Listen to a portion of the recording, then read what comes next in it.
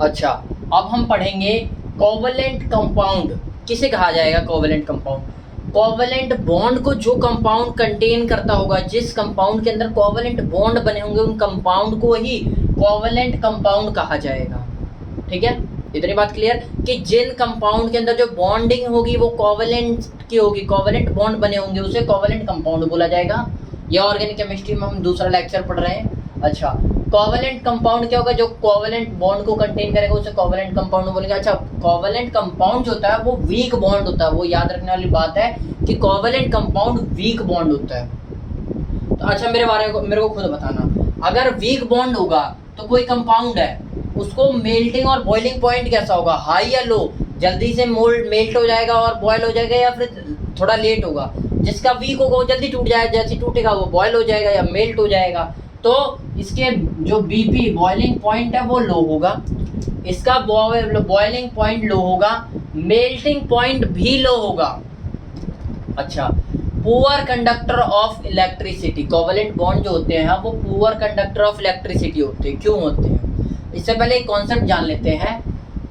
Any compound, कोई सा भी कंपाउंड हो, any compound passes electricity, electricity अपने अंदर से पास होने देता है when it has free ions, जब इसके पास फ्री आयंस हो। और कोवलेंट कंपाउंड कैसे होते हैं, जैसे एग्जांपल मैंने दिया था, जल्दी से देख लो। H2, एक H, ये आयंस। तो क्या इसके पास फ्री आयंस कोई सा बचा है, कोई सा नहीं बच रहा, तो ये क्या कोवलेंट कंपाउंड है।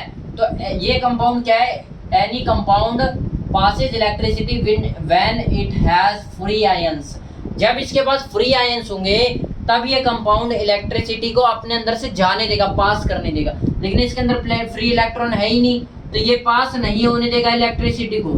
तो हमने इससे क्या समझा कि इसके अंदर कोई एक्स्ट्रा इलेक्ट्रॉन नहीं, आयंस नहीं है, तो इलेक्ट्रॉन को ही आयन बोलते हैं। आगे मैं डीप में बता दूंगा आयंस होता क्या है, अभी इतना ही समझ लो, कोई फ्री इलेक्ट्रॉन नहीं है, तो इसमें से कोई अपनी क्या जाने नहीं देगा, अपने अंदर से इलेक्ट्रिसिटी को पास आउट नहीं होने देगा। कोई भी कंपाउंड अपने अंदर से इलेक्ट्रिसिटी तभी पास आउट होने देता है जब उसके अंदर फ्री आयंस हो।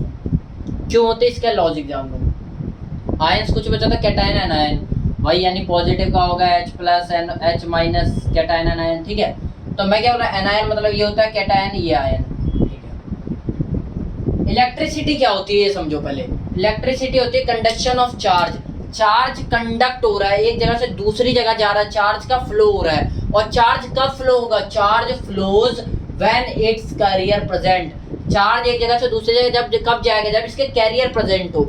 यार तुम यहाँ से मान लो मैं घड़ी रहता हूँ, घड़ी से हयातपुर कैसे जाऊंगा, जब मेरे को कोई ले जाने वाला साधन होगा, या तो मेरे पैर हो, ये मेरा साधन हो सकता है, या फिर गाड़ी हो, कुछ तो हो। तो इसी तरह आयन जो होते हैं ये कैरियर होते हैं, ले जाने के साधन होता है। तो आयन ही नहीं होगा तो चार्ज फ्लो नहीं होगा, चार्ज फ्लो नहीं हो रहा है यानी इलेक्ट्रिसिटी पास आउट नहीं हो रही। समझ रहे हो कहने का मतलब क्या है, कोई भी, कहने का मतलब सिर्फ इतना है कि कोई भी कोवलेंट कंपाउंड यानी जिसके अंदर कोवलेंट बॉन्ड हो, वो क्या होते हैं, इलेक्ट्रिसिटी के बैड कंडक्टर होते हैं। क्यों इलेक्ट्रिसिटी के बैड कंडक्टर होते हैं, क्योंकि इसके अंदर फ्री आयंस प्रेजेंट नहीं होते। इतना हमें समझ में आया, पुअर कंडक्टर ऑफ इलेक्ट्रिसिटी है। इसके बाद क्यों है ये, due to absence of ions. ठीक है, इतनी बात समझ में आई।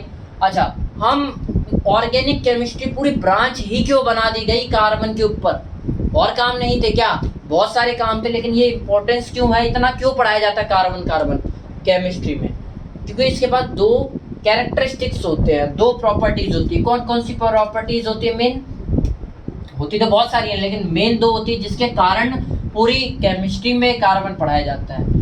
टेट्रावैलेंट नेचर, नाम से समझो, टेट्रा मतलब चार, वैलेंट मतलब वैलेंसी नेचर। कार्बन चार वैलेंसी को कंट्रोल कर सकता है, जैसे कार्बन ये रहा, अब ये ABCD, यहाँ भी कुछ भी हटके कुछ भी आ सकता है, यानी यहाँ फ्लोरीन लग सकता है, क्लोरीन लग सकता है, आर्गन लग सकता है, सल्फर लग सकता है, कुछ भी लग सकता है, यहाँ भी कुछ भी लग सकता है, यहाँ भी। मेनली जो लगने वाले होते हैं इनमें एक चेंजिंग होती है, जैसे फंक्शनल ग्रुप बोलते हैं। फंक्शनल ग्रुप किसे बोलते हैं, कुछ एलिमेंट्स होते हैं उन्हें फंक्शनल ग्रुप बोलते हैं, क्योंकि वो आने के बाद जो कंपाउंड होता है उसका फंक्शन चेंज कर देते हैं, इसलिए फंक्शनल ग्रुप बोला जाता है। तो ये सारे अलग अलग कोई से भी एटम्स आ सकते हैं, मे भी कार्बन हो सकता है, fluorine, chlorine, nitrogen, oxygen, iodine, sulphur etcetera, कुछ भी हो सकते हैं, इतने सारे हो सकते हैं। तो कार्बन इनसे 4 तरीके के अलग अलग वैलेंसी रखता है, इसलिए टेट्रावैलेंट नेचर है इसके पास, यानी 4 वैलेंसीज अलग अलग होती है इनमें कोई से भी। अब देखो इसमें मान लो ये आके लग गया, फिर ये आके लग गया, फिर फ्लोरीन आके लग गया, फिर क्लोरीन आके लग गया, बार बार बदलती रहेगी। मान लो यहाँ पे सेम है, यहाँ बदलते रहे, मान लो यही बदल गया, यही बदल गया, यही बदल गया, यही बदल गया, तो बहुत सारे कंपाउंड बन सकते हैं, इसलिए ये केमिस्ट्री पढ़ाया जाता है। दूसरा इसके पास कैटेनेशन यानी चैन फॉर्मेशन या रिंग फॉर्मेशन की प्रॉपर्टी होती है, मतलब बहुत तरीके की चैन बना लेते हैं लोग, जैसे लॉन्ग स्ट्रेट चैन ऐसे बना देंगे, कार्बन कार्बन कार्बन, ब्रांच्ड चैन बना लेंगे, कार्बन के अंदर कार्बन की चैन, कार्बन के अंदर कार्बन के अंदर भी कार्बन की चैन, ऐसे बना लेते हैं। साइक्लिक चैन बना लेते हैं, यानी साइकिल वाली, या तो पूरी साइकिल टाइप की कोई सी भी, बेंजीन कहते हैं इसे, आप लोग ये 3 कैसे ऐसे डॉट डॉट भी दिखाया जा सकता है, क्योंकि ये साइकिल घूमती रहती है इसके बॉन्ड, वो सब आगे डिस्कस होंगे, अभी हम समझ लेते हैं। साइक्लिक चैन पूरी तरह साइकिल का बना लेगा, या वो तो बना ही रहा है लॉन्ग स्ट्रेट चैन, साथ में साइकिल जोड़ लेगा, तो साइक्लिक चैन का भी फॉर्मेशन, यानी ये 2 प्रॉपर्टीज इतनी महत्वपूर्ण है कि यहाँ से भी चेंज होकर अलग अलग कंपाउंड बन रहे हैं। इसके अंदर भी ब्रांचिंग बना बना के, सीधी बना बना के, साइकिल को जोड़ जाड़ के बहुत सारे टाइप के कंपाउंड बन जाते हैं, इसलिए केमिस्ट्री में इन्हें पढ़ाया जाता है। अच्छा, मीथेन और कार्बन डाइऑक्साइड, ये एनसीईआरटी में 2 स्ट्रक्चर दे रखी है, तो उसके बारे में डिस्कस कर लेते हैं, थोड़ा सा ही जानना है।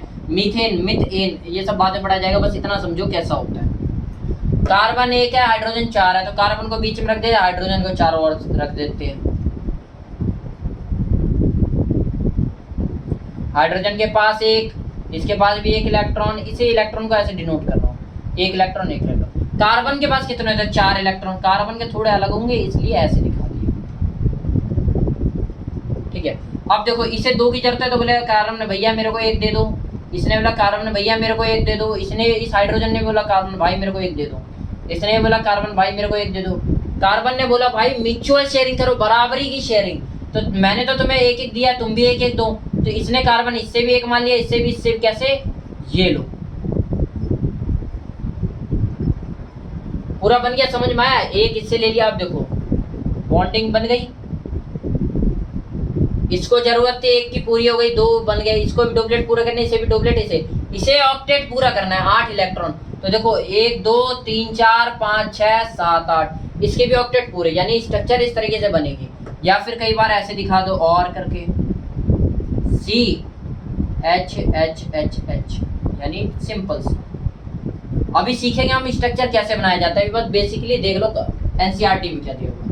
कार्बन का भी ऐसी है, कार्बन 1 है, यहाँ रख दो, ऑक्सीजन 2 है, साइड में रख दो, ऑक्सीजन के बाद 6 होते हैं, बता ही दिया था, 2, ये लो 6 दोनों के बाद दिखा दिया, इसके बाद 4 होते हैं, तो दिखा दो। अब इसे 2 की जरूरत है, ये 2 इससे मांग लेगा, इसे 2 की जरूरत है, तो ये भी 2 इससे मांग लेगा, इसके बाद 8 पूरे हो गए, इसके बाद भी 8 पूरे हो गए। कार्बन को 4 की जरूरत है, तो 2 इससे मांग लेगा कि भाई तू भी 2 दे दे, और इससे बोल देगा भाई तू भी 2 दे दे, तो इसके पास देखो, इसके पास भी 2 बॉन्ड, ये भी 2 बॉन्ड बना, तो देखो इसके पास भी 8 पूरे हो गए, 1 2 3 4 5 6 7 8, ऑक्सीजन के बाद देखो यहाँ पे 1 2 3 4 5 6 7 8, दोनों के पास 8, कार्बन के बाद देखो 1 2 3 4 तो पहले थे, 1 2 3 4 और ले लिया, 8 इसके पास भी पूरे, तो इसीलिए ऐसी स्ट्रक्चर बन जाती है डबल। आज के लिए इतना बहुत है, नमस्कार।